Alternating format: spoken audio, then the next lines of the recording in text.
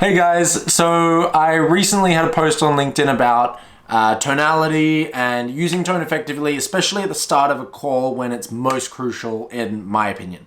So when I made that post, there were a few people that commented they wanted me to make a video just to sort of show exactly how I do it and, talk about some of the theory behind it. So that's what I'm going to be doing today. But please bear with me. I haven't slept in a couple of days. I've just been flying from Vancouver to Halifax, and a bunch of headaches. And 3 flights later, I'm pretty over it. But I actually think that's a good thing anyway, because at the end of the day, there's going to be days where you're not feeling it. There's going to be days where you're sick, you're angry, you're tired, whatever it is. But this is all about making sure that you just sound the same at the start of your call every single time in a way that shows the buyer or your prospect that you are their peer, you're someone that deserves to be listened to, you're intelligent, enthusiastic, sharp as a tack, all that good stuff. The reason why you want to use tone at the start of your call is because if you don't use any tone, you're essentially just going to sound monotonous. You're going to sound boring. And when the reason why the introduction to the entire sales pitch is so crucial is because that's when you actually get to decide. That's when the buyer decides whether or not you're even going to be hanging around for a sales pitch, right?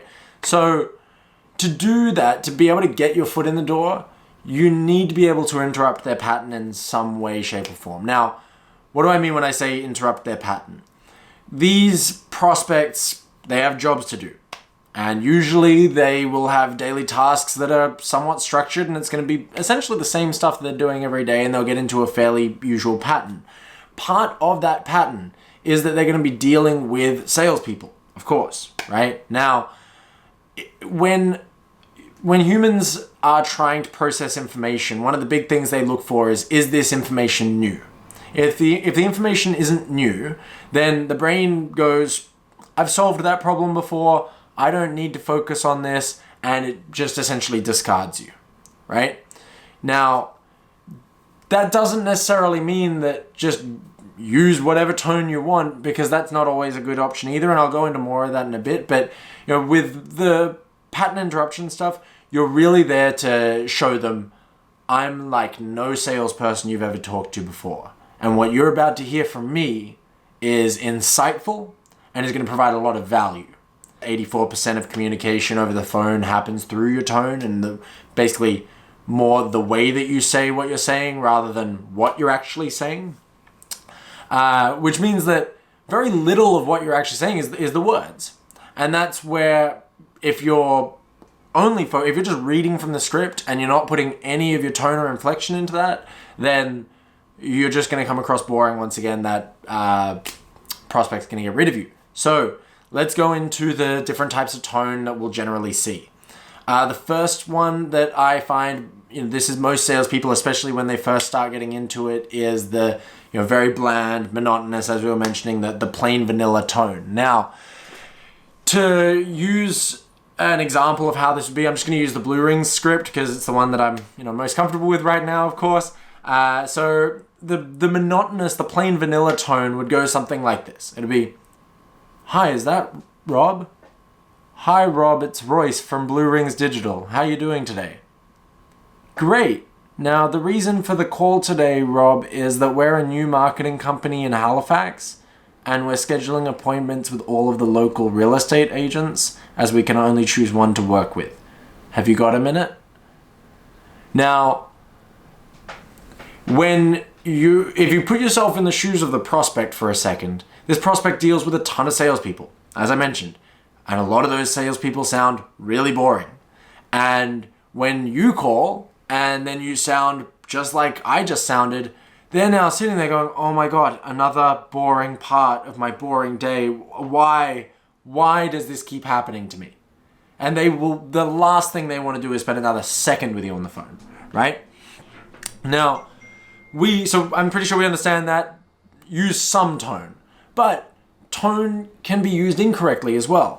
I think that a lot of salespeople try and be very nice because they don't want to come across as being, mean or, cutthroat or whatever the, negative verbiage is that you can associate with a salesperson. A lot of salespeople don't want to be seen as that. So they go with this overly polite tone, or as Tyler commented the other day, the grandma tone, which I love. I loved seeing that because I think that is the perfect way to sum it up. It totally sounds like when people are trying to speak to their grandma. So this is sort of how this one goes. Hi, is that Grandma? Hi, Grandma. It's Royce from Blue Rings Digital. How you doing today?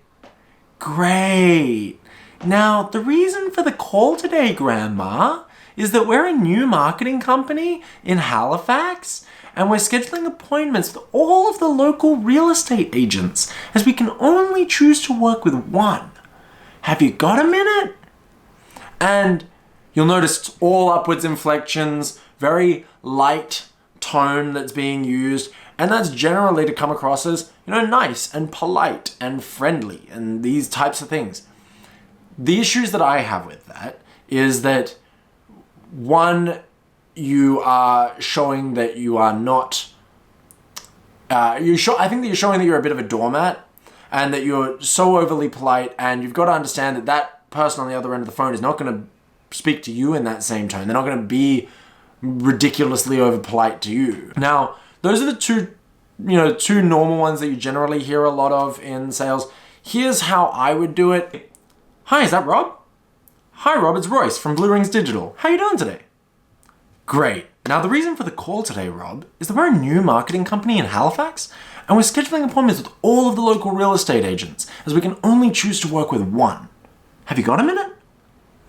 Now, you'll notice in that there's a lot of changing of tone. Right at the start, it's, hi, is that Rob? It's just, hey, quick, I want to grab you by surprise and I want to tell you that I'm here. And I'm always going to use someone's first name because of the fact that, once again, we're peers. I'm not going to call you Mr. or Sir or anything like that. Occasionally, if it's a doctor, I'll call them doctor because, they deserve that. They did all the study. But keep it to first names. Keep it to your friend. Talk to them like you were talking to any other person. Your prospect puts on their pants one leg at a time just like you do. Don't worry about it. You can talk to them just like they're your friend. Then when, going from, hi, is that Rob? It's then, hi, Rob, it's Royce from Blue Rings Digital. How you doing today? And you're just, asking them, but it's in a very direct way. Great. Unless they say they're doing terribly, of course, you change that up. But now the reason for the call today, and that's using a lower tone, is there to get them to start listening. You've got their attention initially. You've shown, hey, I'm enthusiastic and I'm sharp and I'm on the ball and I'm ready to go today. But then when you need to deliver value, you need to bring it down to a tone like this, because this is where people are really going to listen to you. And if you always talk like this, people just think that you're a crazy person, right? And that brings me to the last tone. And this last one is just when people have sort of heard that tone works and they go, okay, I'm just going to be the most enthusiastic human being on the planet. And that can come across too fast. So this would be sort of what that would sound like. Hi, is that Rob?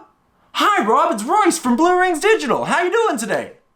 Great. Now, the reason for my call today, Rob, is that we're a new marketing company in Halifax, and we're scheduling appointments with all of the local real estate agents, as we can only choose to work with one. Have you got a minute? If I hear that as the prospect, I literally think that you're a lunatic, and I don't do business with lunatics. Okay, so there is a balance to, not enough, too much. You really just need to find that sweet spot, and you've really just got to find what matches with you. Okay, so there's some tips that I have. One is think about how you act when you're, just speaking enthusiastically normally. Talk to your friend about something that you enjoy and that you know a lot about, and just try and remember how you say those types of things. Think about when you're trying to tell someone a secret and the type of tone that you use then, and just try and emulate these things on your sales call. The other thing that I think that you can really do to help your tone organically is to always talk through a smile. The positivity is generally always a good thing in most circumstances. And also, keep your chest out and expose your body a little bit more. Keep your arms out. The feedback loop that creates in your brain is that you're happy and you're powerful, and that is going to come across in your tone as well. So little things that you can do to create it, but I think that the biggest thing is just focus on it.